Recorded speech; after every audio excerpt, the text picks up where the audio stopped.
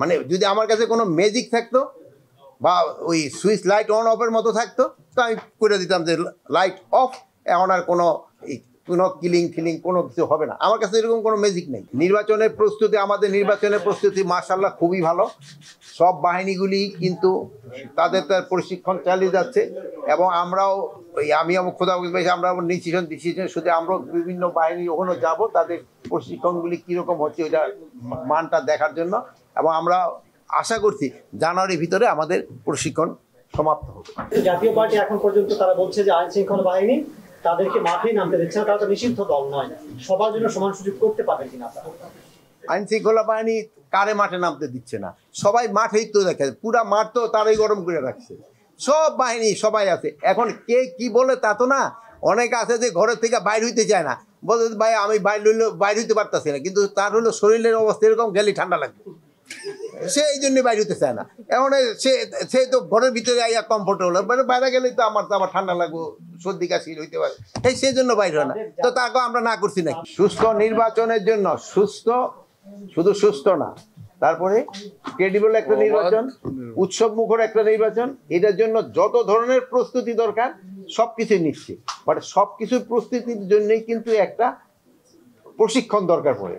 প্রশিক্ষণটা হলো সব কিছু নেই। আপনি এই ধরনের এমএ পাস করছেন, এটা কি প্রশিক্ষণের মাধ্যমে গেছে?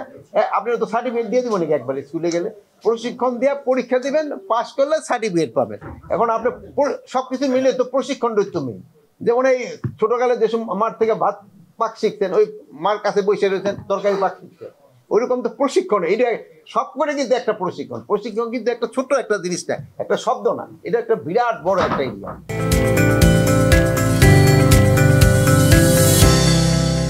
ইলেকট্রিসিটির ক্ষেত্রে বলছি যে প্রতিটা কেন্দ্রে যেন ইলেকট্রিসিটি ব্যবস্থা থাকে। যদি কোনো কেন্দ্রে না থাকে, আপনারা জানেন যে এইবার ভোটার কিন্তু 7:30 থেকে 4:30 পর্যন্ত, আগে হতো 8টা থেকে 4টা পর্যন্ত, আধা ঘন্টা বেড়ে গেছে। আর এই সময় সূর্যের আলো পরেও কিন্তু আমাদের ভোট গণনা তো করতে হবে। এই জন্য যেই এলাকায় ইলেকট্রিসিটি না থাকে ওই এলাকায় অল্টারনেটিভ কি লাইটিং এর ব্যবস্থা করা যায়। আর যেখানে ইলেকট্রিসিটি থাকে ওই ইলেকট্রিসিটি এনশিওর করতে হবে যেন ইলেকট্রিসিটি ওই সময় থাকে।